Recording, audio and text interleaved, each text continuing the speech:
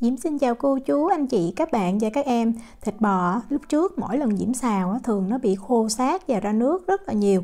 Diễm cũng đã thử nhiều cách theo nhiều bí quyết nhưng mà cũng thấy vẫn vậy. Nhưng mà từ khi làm theo công thức của anh Phi Hùng chia sẻ cho Diễm thấy rất là ngon. Thịt bò không bị co lại, mềm ẩm mướt, thơm lắm luôn. Sẵn Diễm chia sẻ công thức hủ tiếu xào bò ngon như nhà hàng. Cách làm như thế nào thì bây giờ mình cùng vào bếp làm món hủ tiếu xào bò với Diễm nha. Với công thức ướp thịt bò này thì Diễm thấy mình dùng thịt bò phi lê nào cũng ngon hết. Công thức này mình cần 500g. Thường lúc trước thì Diễm hay dùng cái thân chuột thì nó mềm nó ngon ha. Nhưng mà công thức này mình dùng cái thân chuột ngoài vẫn ngon. Thịt này mình mua ở trong mini nha. Nếu mà tiếng Na Uy nó gọi là Ytre filet nè. Và thịt bò Diễm thấy dễ ở chỗ là mình mua thịt bò tươi hay là thịt bò đã đông đá mình làm đều ngon. Nhưng mà thịt bò đông đá mình mua về thì mình nên để cho nó tan đá hoàn toàn rồi mình mới mang mình đi ướp mình xào ha. Thịt mình rửa sạch rồi đó thì bây giờ tùy mình thích mình cắt thịt ra thành từng lát. Diễm có ăn trong nhà hàng ở Na Uy thì Diễm thấy cái miếng thịt cắt nó dày mình ăn nó sẽ ngon hơn, nó không có bị khô. Cái chỗ mỡ và chỗ gân này thì mình cắt mình bỏ đi nha. Sau đó mình sẽ nhìn theo cái thớ thịt mà mình cắt. Thịt bò để cho nó không có bị dai thì mình sẽ cắt ngược đó. Cái thớ này nè, mình cắt ngược với cái thớ của nó. Nhưng mà Diễm có cắt thử cùng thớ luôn và ướp theo cách này thịt bò vẫn mềm nha, hay như vậy đó. Nhưng mà để cho ăn thì mình cứ cắt ngược cái thớ thịt bò thôi. Độ dày của miếng thịt nó khoảng 0,5cm á. Diễm thấy mình cắt dày như vậy nè, lúc mà mình xào ở ngoài thì nó vàng, ở trong vẫn không có bị khô, nó còn ẩm ngon lắm. Thịt bò thì không thể nào thiếu tỏi được. Công thức cho 500g thịt bò thì mình cần 3 tép tỏi. Và tỏi này mình phải bằm cho thiệt là nhuyễn nha. Diễm không có băm mà Diễm dùng cái đồ ép tỏi này nè. Cái này thì mình mua ở trong IKEA là có, hoặc là những cái nơi bán dụng cụ làm bếp đó, rất là tiện. Mình ép cho tỏi nhuyễn như vậy là được. Để ở đây, bây giờ mình pha cái nước để mình ướp vào thịt nha. Đầu tiên Diễm có 1/3 muỗng cà phê muối, nếu mà mình cân là 2g. 1 muỗng cà phê bột ngọt, mình không có ăn thì mình bỏ qua nha. 1/2 muỗng cà phê bột ngũ vị hương. Và để cho thịt nó mềm nó ẩm, nó giữ được nước thì mình có 1/2 muỗng cà phê muối nở. Mình lưu ý là muối nở chứ không phải là bột nổi nha. Muối nở thì Diễm dùng hiệu này. Muối nở nếu mà ở Việt Nam còn có cái tên gọi là thuốc tiêu mặn. Mình mua trong nơi bán nguyên liệu làm bánh hoặc là nhà thuốc Tây đều có. Diễm có thêm 1/2 muỗng canh tinh bột khoai tây. Nếu mà mình không có tinh bột khoai tây, mình có thể thay bằng bột năng hoặc là tinh bột bắp. Nước tương thì mình cho 1/2 muỗng canh và mình dùng nước tương lạc Diễm dùng nước tương hiệu Ly Kumki. Và Diễm có thêm ở đây là 1 muỗng canh dầu hào. Dầu hào thì Diễm cũng dùng hiệu của Ly Kumki luôn. Và ở trong nhà hàng thường sẽ cho thêm 1/2 muỗng cà phê nước tro tàu. Nước tro tàu có tác dụng là sẽ giúp cho thịt nó không có bị co lại và nó nở thêm đó. Nhà hàng thì kinh doanh thường làm như vậy và cũng làm cho thịt nó mềm hơn. Mình cho một cái lượng rất là ít Còn nếu mà nhà mình không có, mình không cho cũng được, thịt nó vẫn mềm ngon. Và cuối cùng mình có 5 muỗng canh nước, mỗi muỗng canh của Diễm là 15ml.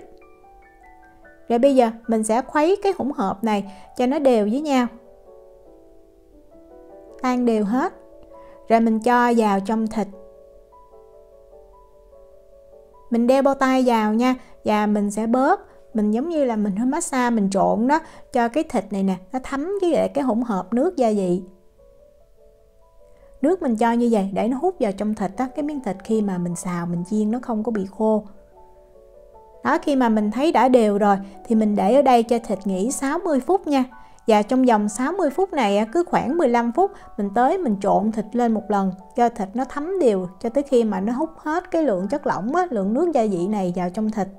Thì Diễm cứ 15 phút Diễm trộn một lần và mình chỉ cần trộn 2 lần như vậy thì Diễm thấy nước nó đã thấm vào hết trong thịt rồi. Mình để thịt nghỉ ở nhiệt độ phòng nha. Muối nở thường nó có mùi, nhưng mà dưới cái cách ướp mình cho tỏi và bột ngũ vị hương thì làm cho cái thịt nó thơm và mình không có nghe mùi muối nở đâu. Cái này là thịt Diễm đã để nghỉ được 60 phút nè. Đó, mình trộn lên, mình thấy nước đã hút hết vào trong thịt Thì bây giờ mình sẽ cho vào trong thịt 1,5 muỗng canh dầu ăn để giúp cho thịt nó mềm hơn, nó mướt, mình chiên nó sẽ không có bị khô. Dầu thì Diễm dùng dầu hoa hướng dương thôi. Và cho dầu xong rồi mình cũng trộn thịt lên cho đều, và mình có thể mang mình đi mình chiên xào, hoặc là mình cất vào trong tủ lạnh từ từ mình làm cũng được. Bích Tu nhà Diễm đi ăn một nhà hàng Hoa ở Na Uy có món hủ tiếu xào bò, ảnh rất là thích. Vì vậy Diễm cũng về Diễm làm thử và Diễm thấy ngon không có thua gì ở ngoài nhà hàng luôn. Bây giờ mình cùng làm nha. Với cái món hủ tiếu xào bò này thì mình cần 400g sợi hủ tiếu khô hay là sợi phở khô. Diễm thì Diễm dùng hiệu này Diễm thấy cũng được thôi à. Quan trọng là mình phải biết canh cái thời gian mình luộc và mình xào thì cái sợi phở, sợi hủ tiếu này nó sẽ dai, nó ngon, nó không có bị bở. Rau cho món hủ tiếu xào bò này thì mình cần 250g cải thìa. Cải thìa này thì mua ở Na Uy rất là dễ ha. Trong Kiwi hay Mini đều có, rồi trong tiệm Việt cũng có luôn. Cải thìa thì mình sẽ tách ra, mình rửa sạch, sau đó mình sẽ cắt ra thành từng cái sợi như vậy. Cho nó giống như là cái sợi hủ tiếu đó, thì mình xào nhìn nó sẽ đẹp hơn. Đó, Diễm cắt ra. Mình cần thêm ở đây là 50g giá nha. Tiếp theo là 50g củ hành tây. Củ hành tây nếu mà mình không có cân thì nó 1/4 cái củ hành tây, và mình cũng cắt ra cho nó nhỏ như vậy. Một nguyên liệu không thể thiếu đó chính là gừng 10g, và gừng mình sẽ cắt ra thành từng sợi, ít thôi nhưng mà sẽ làm cho thịt bò khi mà xào lên rất là thơm. Để ở đây, bây giờ mình đi pha cái nước sốt để khi mà mình xào luôn. Lấy một cái chén nhỏ nè, Diễm cho vào đây 2 muỗng canh nước tương. Nước tương thì Diễm dùng hiệu Ly Kum Ki ha. Để tạo màu cho cái món hủ tiếu xào này thì mình có thêm 1 muỗng canh hắc xì dầu. Hắc xì dầu Diễm cũng dùng hiệu Ly Kum Ki. Và mình có 1,5 muỗng canh dầu hào. Và Diễm là người miền Nam vì vậy Diễm ăn Diễm thích cái vị nó phải ngọt chút. Diễm cho 1 muỗng cà phê đường. Còn nếu mà mình thích cái vị mặn thôi thì mình không cần cho đường cũng được. Mình khuấy cho đường tan để sang một bên.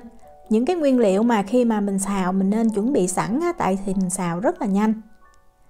Bắt một cái nồi nước lên bếp nè, đợi nước sôi ha, lưu ý là nước phải sôi nha. Thì mình cho cái bánh phở khô này vào mình luộc. Và Diễm lưu ý là mình luộc cái này lúc nào mình cũng để nước sôi, mình đừng có để cái nước mà nó nguội hoặc là nó sôi nhẹ thì dễ làm cho cái bánh phở nó bị bở đó. Và cái bánh phở này Diễm thấy mình luộc ở cái lửa trung bình trong khoảng thời gian từ 8 cho tới 10 phút là ngon nhất. 8 phút là nó sẽ dai, 10 phút thì nó mềm vừa đủ ha. Để ở đây, bây giờ mình đi trần cái rau cải thìa. Bắt một cái nồi nè, Diễm cho vào 1 lít nước nha. Tiếp theo là 1 muỗng cà phê muối và 1 muỗng canh dầu ăn. Mình làm như vậy để cải khi mà mình luộc xong nó có cái vị đậm đà, và dầu cũng giúp cho cải nó bóng nó đẹp hơn. Mình bắt cho nước nó sôi. Khi mà nước sôi sùng sục như vậy thì mình cho cải thìa và mình trần sơ qua. Rất là nhanh nha, khoảng chừng 15 cho tới 20 giây à. Đó, mình thấy nước sôi trở lại là mình nhắc khỏi bếp liền. Mình đừng có trần lâu thì làm cho cái cải nó mềm quá không có ngon. Rồi mình đổ cải ra cho nó ráo nước, vậy là xong. Để ở đây, chút nữa mình cho vào trong hủ tiếu mình xào sau. Bắt một cái chảo to lên bếp nha. Diễm cho vào 2 muỗng canh dầu ăn. Để bây giờ mình đi xào cái thịt bò trước. Để xào cái thịt bò nó thơm ngon thì cái chảo nó phải nóng đủ. Vì vậy Diễm cho một chút xíu tỏi này vào để mình biết khi nào dầu nó nóng mình cho thịt bò. Lượng thịt bò này thì Diễm thấy mình nên chia ra làm 2 lần để mình xào nha. Tại nếu mà mình xào với cái số lượng nhiều thịt bò nó sẽ không có chín đều, nó dễ bị ra nước, nó không có thơm. Đó, khi mà mình thấy cái tép tỏi nó sôi mạnh lên như vậy và nó thơm cái chảo rất là nóng. Lưu ý là xào thịt bò mình để cái lửa lớn nhất luôn nha. Bếp nhà Diễm để cái số max là lớn nhất luôn đó. Mình vớt cái tép tỏi này ra. Mình cho liền thịt bò vào, 1/2 lượng thịt bò. Rồi mình đảo ha. Lửa rất là lớn. Và mình nghe cái mùi thơm. Thịt bò mình xào thì nó cháy xém như vậy luôn. Để nó giữ được cái nước ở trong nè, nó không bị chảy ra ngoài, thịt nó không có bị khô, đồng thời bên ngoài nó cháy xém làm cho cái thịt bò nó thơm.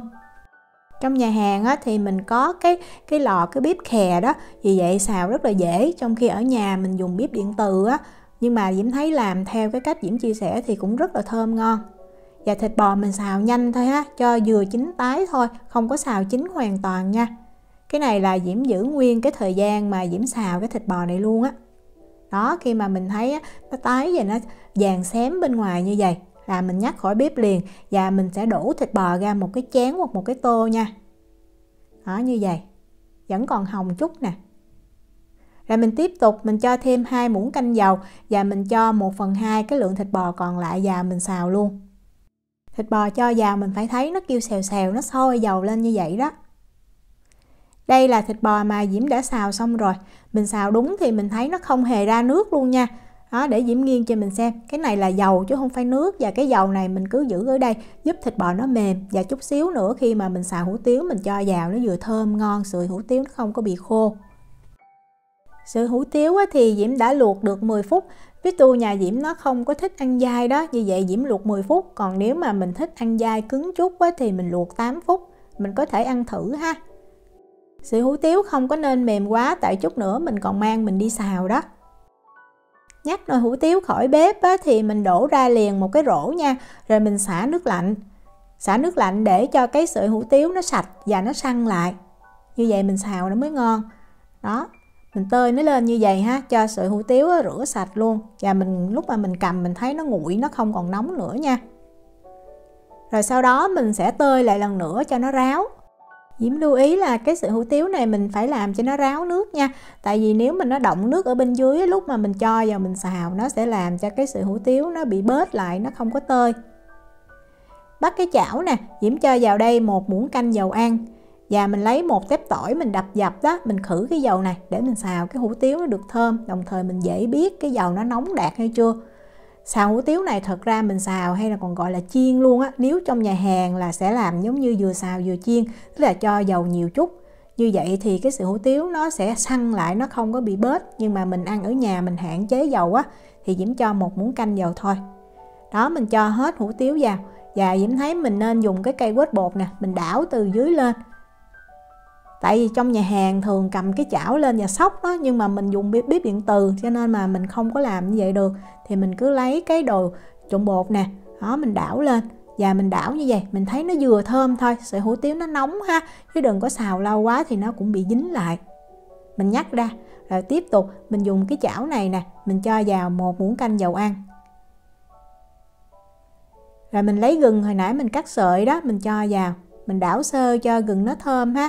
Khi mà gừng thơm rồi thì mình lấy củ hành tây đó mình cho vào. Lưu ý là xào cái món này lúc nào mình cũng để lửa lớn hết nha, lửa thiệt là lớn luôn. Rồi mình cũng đảo cho hành tây nó vừa thơm, không có đảo lâu ha. Thì mình lấy hủ tiếu hồi nãy mình xào lần 1 đó, mình cho vào. Khi mà cho hủ tiếu vào thì mình dùng đũa đó mình tơi ra, mình không cần phải đảo bên dưới đâu. Tại vì Diễm thấy mình cứ để lửa lớn và mình để yên như vậy để cho cái hủ tiếu giống như nó hơi bị cháy á, áp chảo á, nó sẽ thơm hơn. Rồi mình tiếp tục mình lấy thịt bò mình cho vào. Mình dùng cái cây quết bột đó mình đẩy sơ, đẩy nhẹ thôi nha. Lưu ý là mình đừng có trộn nhiều quá, tại vì nếu mà mình trộn nhiều nó dễ bị nát. Nhưng mà mình luộc cái sợi hủ tiếu này đúng thì mình không có lo đâu. Rồi Diễm lấy cái phần nước sốt mình chuẩn bị sẵn đó, mình cho vào hết luôn. Rồi bây giờ mình có thể dùng cái cây quết bột nè, rồi thêm đũa nữa, mình sẽ trộn nha, cho cái sợi hủ tiếu nè và thịt bò nó thấm đều với lại nước sốt. Thời gian thì cũng rất là nhanh ha, khoảng chừng 30 cho tới 45 giây à. Rồi Diễm cho giá nè. Rồi mình cho thêm rau hồi nãy mình đã chần sơ đó. Rồi tiếp tục mình đảo nhẹ ha. Nếu mà mình xào trên cái bếp ga mình nên cầm lên mình xóc nó dễ hơn. Còn Diễm không có bếp ga thì Diễm dùng bếp điện từ đó, mình dùng cây đũa với cây trộn nè, mình đảo cho nó đều. Lưu ý là mình luôn để cái lửa lớn nha. Khi đều rồi thì mình cho vào 1/2 muỗng cà phê tiêu.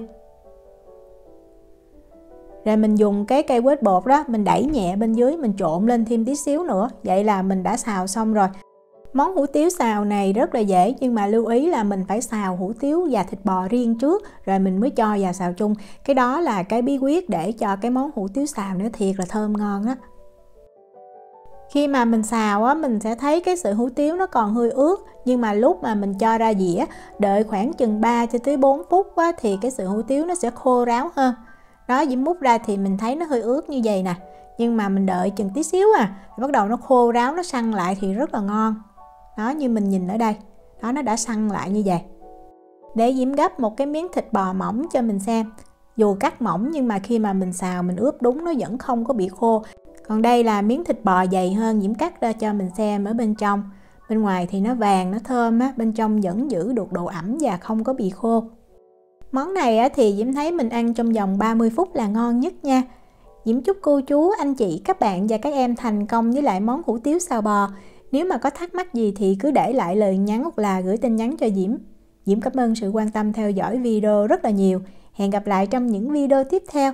Chào tạm biệt.